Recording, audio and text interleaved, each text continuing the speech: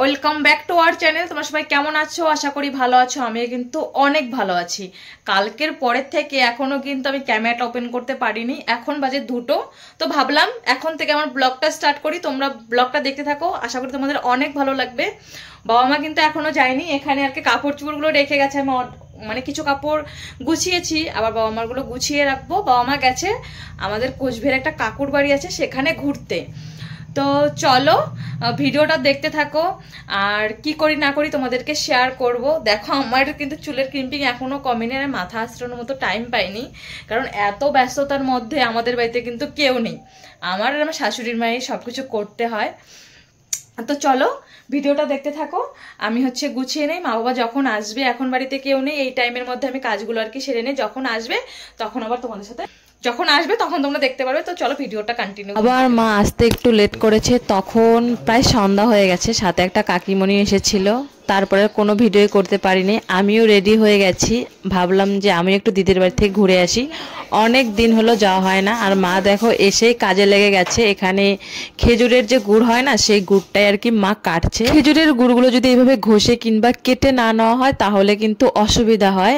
আমরা আসার আগে দিদি দেখি ময়দা মেখে রেখেছে, ওইগুলো দিয়ে আজকে লুচি আর পায়েস বানাবে। এখানে কিন্তু অনেকেই আছে, দিদির ননদ, দিদির যা, সবাই আছে। সবাই মিলে গল্পও করছিলাম, এদিকে কাজও করছিলাম। এভাবে সবাই মিলে গল্প করতে করতে কাজ করতে কিন্তু অনেক ভালো লাগে। গাইস আমি রুটি বানাচ্ছি, আর মোবাইল দেওয়ার জন্য বেকা করে ধরে, মোবাইল যদি মুখটা বেকা হয়, যদি মোবাইল বেকা হয়।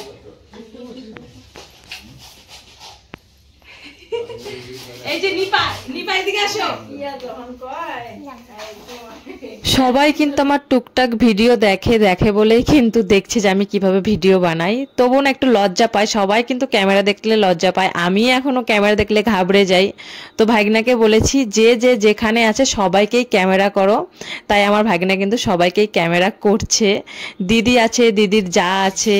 দেখো বন্ধুরা, আমি লুচি বানাচ্ছি দিদির বাড়িতে এসে, আর পেছনে কিন্তু অনেক লোক আছে, লজ্জা পাচ্ছে।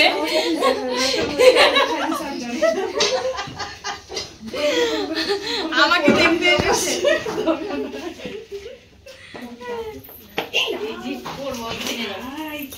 মুজা ঢেল মারছে। সবাই এখানে পাগল। আমাদের গল্প তো একদম জমে ক্ষীর হয়ে গেছে। অনেক ধরনের গল্প, ঠাকুর, দেবতা, ভূত পেত নিয়ে। তাহলে বলো, এরকম গল্প হলে কিন্তু আর মানে কোথা দিয়ে যে টাইম চলে যায় কোনো কিছুই বোঝা যায় না। সেই ভিডিওগুলো যদি তোলা হতো তাহলে না আমার ভিডিওটা এডিট করতেই লাগতো না। ভূত পেতের থেকে চলে গেছে সিনেমা, থিয়েটার, মানে কোথা থেকে যে কোথায় গল্প যাচ্ছে। এত গল্প জমে ক্ষীর হয়ে গেছে। ইনি হচ্ছেন দিদির শ্বশুর, মানে আমার তাওই মশাই। তো গল্প করতে করতে পাশের বাড়ির থেকে দিদির ভাস্তা বউ, তো আমি তো মামা ডাকি, ওই মামার আর কি বউ, মামি বলতে হবে, কিন্তু সম্পর্কে কিন্তু ছোট হয়। দেখো আমাদের গল্প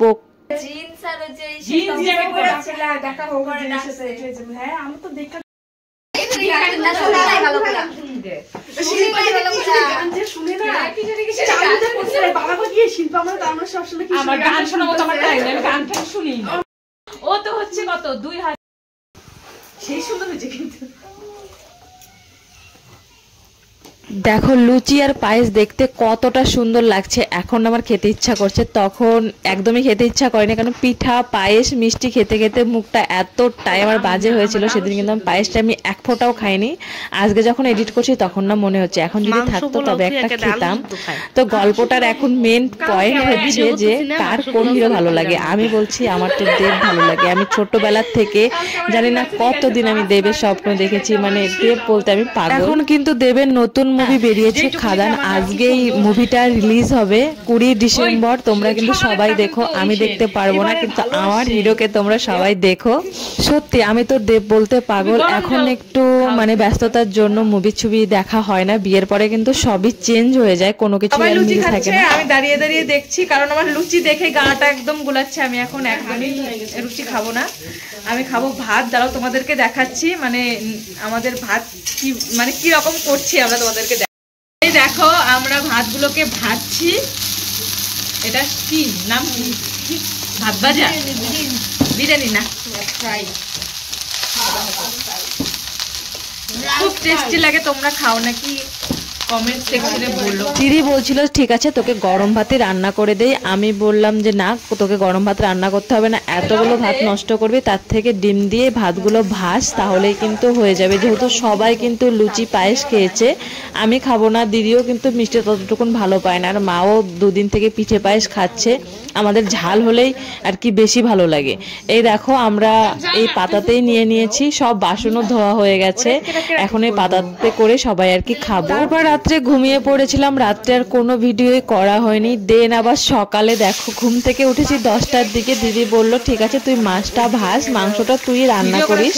পরে আবার জানি না কেন দিদি বললো ঠিক আছে তোকে রান্না করতে হবে না, তুই শুধু শাকগুলো বেছে দে।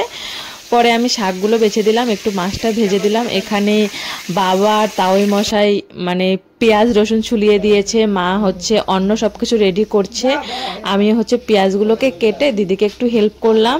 আজকে রান্না হয়েছিল খোকা ইলিশ দিয়ে, সর্ষে দিয়ে, আমার তো ভীষণ ভালো লাগে। দেন আমার ফেভারিট পাঁঠার মাংস, আমি ভীষণ ভালোবাসি, আর খুবই টেস্টি হয়েছিল, কি আর বলবো, এখন আমার খেতে ইচ্ছা করছে।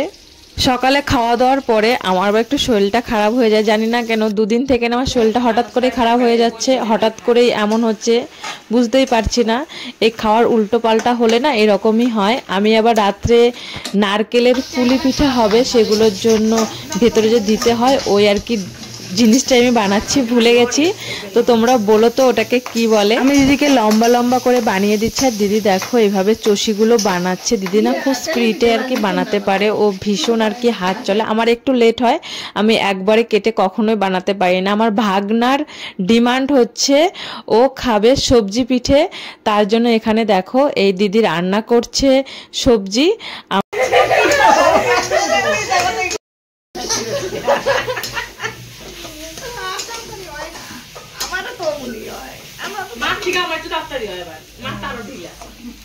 তোমাদেরকেও শুনিয়ে দিলাম আমরা কত মজা করে কাজ করছি। আমি এরকম করে লম্বা লম্বা কেঁচোর মতো বানিয়ে দিচ্ছি, আর দিদি এইভাবে মানে কাটছে লেচিগুলো। আমি জানি না এগুলোকে কি বলে, তো কি বলে তোমরা বলো। আর আমাদের কিন্তু পুলি বানানো একদম হয়ে গেছে। আমরা ছোটবেলা থেকে পিঠা পায়েস এগুলো বানানো দেখতে দেখতে না আমরা জানি না কোথা দিয়ে আর কি শিখে গেছি, হাতে করে কিন্তু মা আমাদেরকে কোনোদিনও শেখায়নি, সবকিছু চোখে দেখলেই হয় আর কি। আর দেখো এখানে মা বাচ্ছে মালপোয়া, আমরা তো এগুলোকে বলি তেলের পিঠে, তোমরা কি বলো অবশ্যই বলো কমেন্ট সেকশনে। আমার মা কিন্তু পিঠে ভাজার বড় কারিগর। এই পিঠে ভাজাতে না ভীষণ ধৈর্য শক্তির প্রয়োজন, যেটা আমাদের মধ্যে নেই।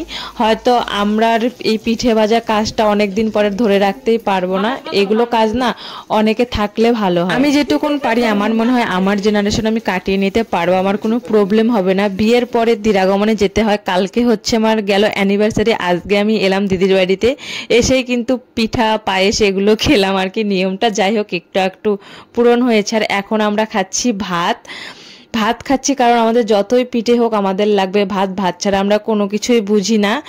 তো সেই সুন্দর লাগতেছে, একদম যা যাবারের মতো খাচ্ছি গাইস, কারণ আমাদের পিঠা ভাজা কমপ্লিট হয়ে গেছে। এখন মানে সবাই আমরা পিঠা খাই না, তার জন্য এখন একটু ভাত খাচ্ছি, গরম গরম ভাত রান্না করে। আর আমাকে দেখা যাচ্ছে না, এখন আমি হচ্ছে ক্যামেরা ওম্যান, তার জন্য আমাকে দেখা যাচ্ছে না। ফাইনালি আজকে আমি ভাবলাম চুলটা কেটেই ফেলি। দেখো চুলটা একদম লেজ হয়ে গেছে, চুলের মধ্যে কোনো কিছুই নেই। বিয়ে হলে নাকি 1 বছর চুল কাটা যায় না, সেই ব্রতটা কিন্তু আমি পালন করলাম। আর ব্রতটা পালন করতে হবে না, কারণ আমার 1 বছর আমি পেরিয়ে গেছি। তাই দিদিকে বললাম ঠিক আছে চুলগুলো কেটে দে। মাও অনেক দিন থেকে বলছিল যে চুলগুলো কাটলেই তোকে ভালো লাগবে। একদম লেজ মানে একদম লেজ হয়ে গেছে, অর্ধেকের থেকে বেশি চুল কিন্তু আমি কেটে ফেলেছি। তারপরে দেখো দেখতে এরকম লাগছিল, আমি দিদিকে বলছিলাম ছোট করেই কেটে দে, যেন আমি সবসময় ছেড়েই থাকতে পারি। এরকম চুল আর একদমই ভালো লাগে না, জানি না কেন ভগবান আমাকে চুল দিয়েও চুলগুলোকে ফিরিয়ে নিয়েছে। মানুষের যত ব্রত পালন করতে হয়, বিয়ের পরে 1 বছর চুল কাটা যাবে না, এখানে যাওয়া যাবে না, ওখানে যাওয়া যাবে না, চুল ছাড়া যাবে না, সবকিছু আমাদেরই করতে হয়। তার জন্য না স্বামীর প্রতি কিন্তু আমাদের মায়াটা বেশি, স্বামীদের অতটুকুন বোর প্রতি মায়া থাকে না। আমরা যে নিয়ম আচার বেশি করি, এটাই হয়তো তার প্রমাণ। বিকেলবেলা সবাই মিলে আমরা চলে গেলাম ঘুরতে। তারপরে দেখো পেয়েছি একটা কুল গাছ আর কি, সেই কুল গাছের থেকে কুল ছেড়ে আমি এখন খাচ্ছি। কুলটা সেরকম টেস্ট ছিল না, তেতো মিষ্টি এরকম ফিলিং আসছিল। আর আমাকে দুপাশে চুল বেঁধে মনে হচ্ছে না 5-6 বছর আর কি কমে গেছে। অনেক দিন পরে দুধ পাশে আর কি চুল বাঁধলাম। দিদি বললো যেহেতু বাড়িতেই যাবি চল একটু ঘুরে আসি, তাই সবাই মিলে কিন্তু একটু ঘুরতে বেরিয়ে গেছে। দিদিদের বাড়ির পাশে না তোষা নদী আছে, আর দেখো জায়গাটা কতটা সুন্দর, এত মনোরম জায়গা না কি আর বলবো, আমার তো দেখো আমরা কেমন রাস্তা দিয়ে আসছি, আমার তো মনে হচ্ছে যে কোন সুরঙ্গের মধ্যে ঢুকছি এরকম। রাস্তাটা খুবই সুন্দর, এই জায়গাটা তো নদীর কিন্তু পাকা হয়েছে কি সুন্দর এই ঘোপা।